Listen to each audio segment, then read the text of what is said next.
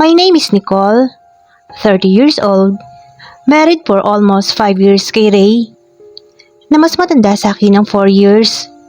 Typical na housewife for now, at nakatira kami sa bahay ng magulang ni Ray. Wala akong trabaho dahil narinayaw ng asawa ko. Kasama ko sa bahay ang kanyang ina na si Nanay Josephine. Ulila ni si Ray sa ama, kaya kami tatlo lang ang nakatira sa bahay. Ayaw ni Ray na ako ay magtrabaho dahil sa unang pagbubuntis ko ay nakunan ako. Dahil na rin siguro sa stress sa trabaho, kaya huminto muna ako sa pagtitrabaho at naging housewife muna. Si Ray ay nakuha sa isang travel agency company at mag-isa niya binubuhay ako at ang kanyang ina. Kaya naman gustong gusto kong tumulong sa kanya. Ngunit mataas ang pride niya, kaya wala akong magagawa. Minsan sa sobrang busy niya sa work, ay nagkukulang na siya ng time sa akin. Babae rin naman ako, may pangangailangan ng pagmamahal. Nagbago ang lahat ng mga ito nang minsan nag-celebrate ang company ng aking asawa.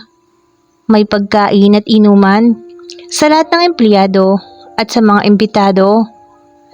Medyo formal ang pagdiriwang ng ganitong klaseng celebration, kaya nakasuot din kami ng aking asawa ng formal. Si Ray na nakapang Amerikana, ako naman ay naka white blouse with topper and slack skirt and heels. Medyo hindi ako sanay sa ganitong damit, kaya medyo naiirita ako. Marami rin kumakausap sa aking asawa, kaya minsan out of place ako. Darling, lalabas muna ako sa balcony para tawagan si mami mo at kumustahin na din siya sa bahay. Pabulong kong sinabi at tumango ito. Nang makalabas ay hindi ko rin lang tinawagan ang nanay niya, kundi rason ko lang yun para makatakas sa mga nangyayari sa loob. Hay, napakasarap ng tanawin at hangin dito sa labas. Mas gusto ko dito kaysa bumalik doon. Hinawi ko ang aking buhok at nagmuni-muni na biglang may tumapik sa aking likod. Good evening, Mrs. May I join you on your stargazing? Nagulat ako at kinilala kung sino. Are you Nicole? Nicole Sanchez? Nalilito pero nagpalitan kami ng ngiti at sinagot, Oh, hi. Yes po. I'm Nicole, but not Sanchez. That's my maiden name. Sagot ko sa kanya. Pero biglang gulat na napatingin ulit ako sa kanyang muka. Kuya Paulo? Ikaw ba yan? Napatawa ito ng malakas. Yes, Nicole. It's me. Yung best friend ng kuya mo. Nakalimutan ko, kasal ka na pala. So, who's the lucky guy? Is he there? Masayang pagbati nito sa akin. At yumakap naman ako sa kanya. It's been 13 years since magkakilala kami ni Kuya Paulo. Dahil sa best friend to ng aking kuya na nasa Canada nagtatrabaho. Mula sa balcony, itinuro ko ang aking asawa na busy pa rin sa mga kwento niya sa mga kasama. Si Mr. Ray Alvaro. Wow ha, I'm so happy for you. Napakaswerte niya at napangasawa ang mabait at napakagandang babaeng katulad mo, Mrs. Alvaro. Nagkaroon ng mahabang katahimikan habang kami ay nakatingin sa kalangitan. Isang malalim na buntong hininga na halos sabay naming ginawa. Si Kuya Paulo, 39 years old, same ng kuya ko. Matangkad, guwapo, matalino. Nang minsang naglakas loob ligawan ako habang nag-aaral. Ngunit ayaw ni kuya. Kaya nga sa mga panahon na yon, itinago namin ang aming relasyong na dalawa. Tumagal yon ng ilang buwan. Hanggang sa nahuli kami ni kuya, kaya pinaghiwalay kami. Lumipas ang mga taon at hindi na kami muli pang nagkita. So, Sir Paulo, you have found my wife? Palapit na bumasag ng katahimikan. Ah, Ray. Yup, we are talking while I'm waiting for the ceremonial speech. Humarap at kinamaya ng aking asawa. Nagpaalam na rin si Kuya Paulo at pabulong na sinabing, "Don't." Sabay tingin sa akin. Naiintindihan ko na. Huwag nang sabihing magkilala kaming dalawa at sumakay na lang ako sa pagpapakilala ng aking asawa. Darling, this is Sir Paulo Vasquez and he is the owner of this company. Napawaw ako sa narinig at nagulat. Siya pala ang boss ng aking asawa. All along, for almost 15 years of service, ngayon ko lang nalaman. Anyways, I'm so proud of his work since natupad na niya ang pangarap niya since noon na naging boyfriend ko siya. Nang gabing yun, habang nasa harapan si Kuya Paulo at nagsasalita sa mga employees at nakikinig sa mga sinasabi niya habang nagpapalakpakan ng mga tao. Titig na titig ako sa taong minahal ko dati. Dati nga ba? O dahil ngayon nakita niya ulit, ay nagbalik ang dati kong nararamdaman? Hindi maaari to. Kasal na ako at mahal na mahal ko ang aking asawa na si Ray. Pabilis ng pabilis ang pintig ng aking puso. Nanginginig ako na naginiginaw. Nagpaalam ako sa aking asawa at kumuha ng isang boteng champagne na walang gumagalaw sa ibabaw ng round table namin. Nang walang nakahalata, lumabas ako ng balcony para mag-isa at uminom ng dalang alak. Naaalala ko ang mga halik, yakap, masasayang nakaraan namin ni Kuya Paulo. Sumasakit ang ulo ko. Pinipilit kong iwaksi ang nasa isip. Nicole, are you okay? Nabigla ako. Si Kuya Paulo papalapit sa akin. Ibinalot niya ang kanyang tupper sa akin. Napakasaya na may gumagawa ng ganito. Ang masakit nga lang, hindi ang aking asawa. Sinilid ko sa loob at si Ray naman na nagsasalita sa harap for his speech.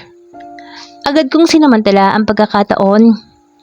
Hinata ko si Kuya Paulo sa gilid at hinalikan. Nagulat din ako dahil gumanti ito ng halik sa akin.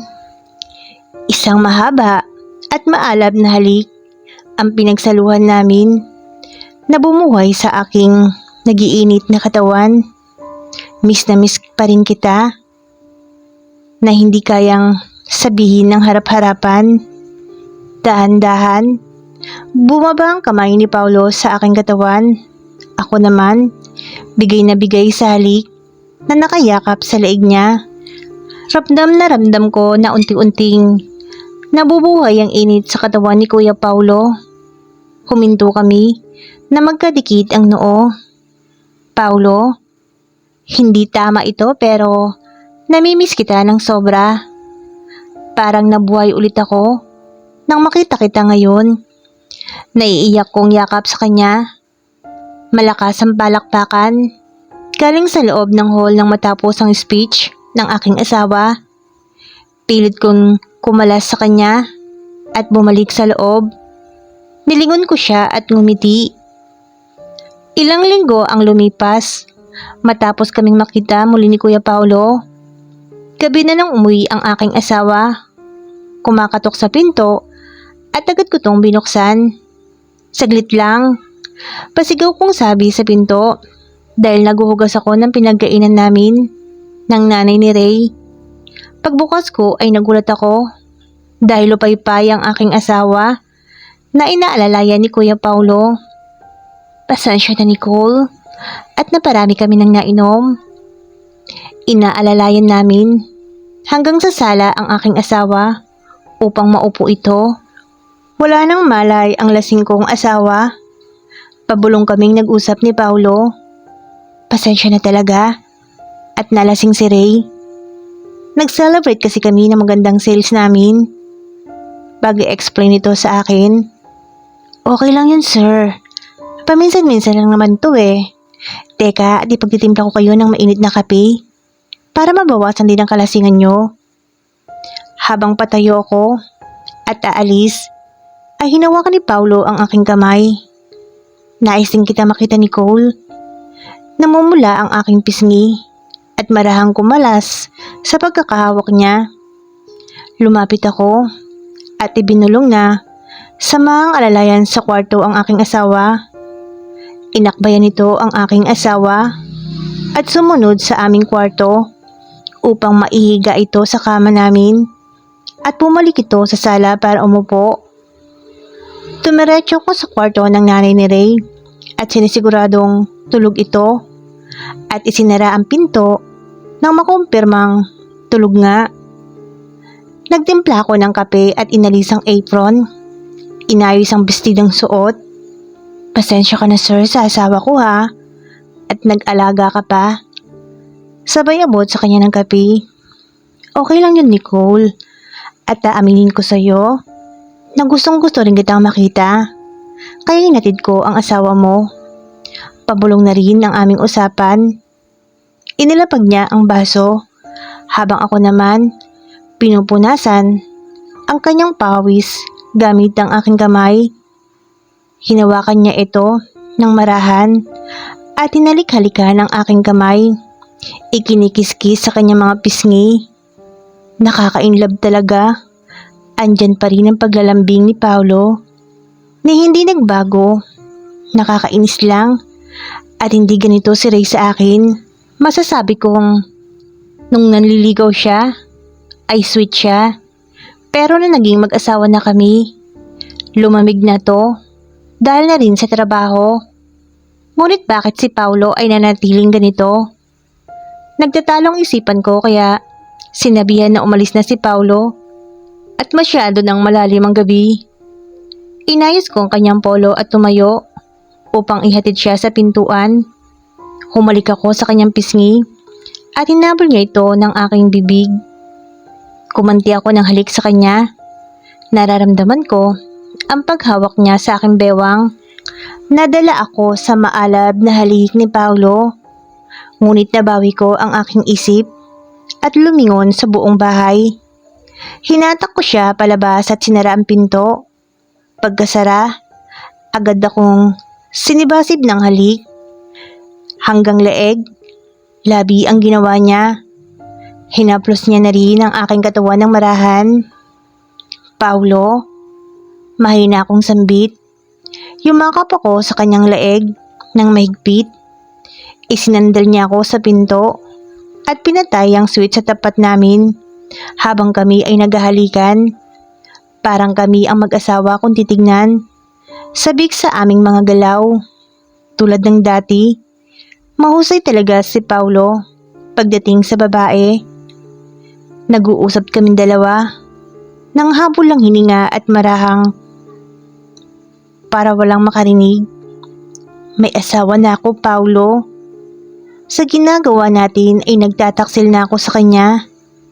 Pero hinalikan na naman ako ni Paulo.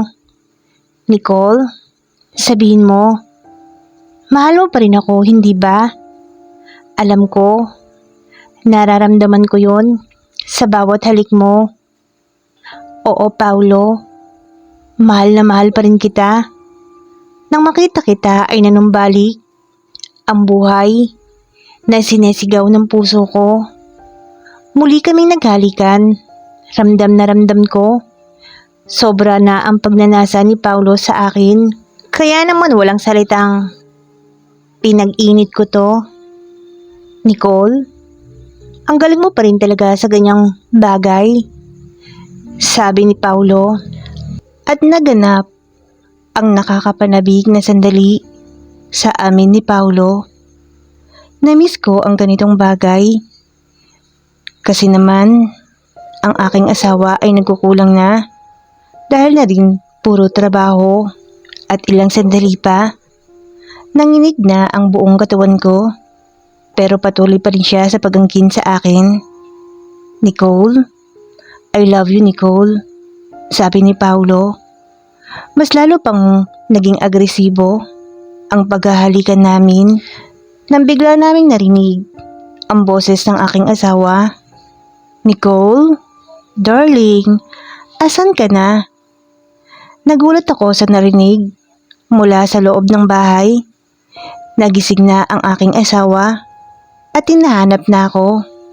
Pero malapit na namang marating ko ang rurok ng kasiyahan. Ganon din si Paulo. Kaya wala kaming pakialam kung mahuli man kami.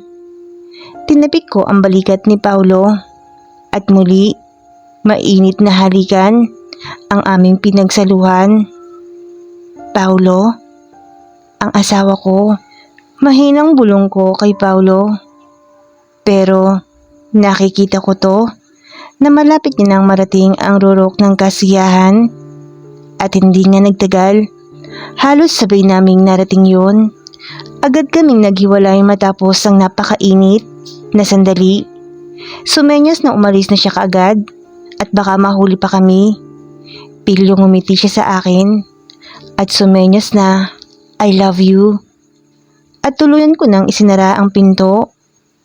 Naabutan ko ang asawa kong patakbo sa CR. Nagsusuka. Grabe ang aking kaba sa nangyari. Pero bitin pa rin ang aking katawan.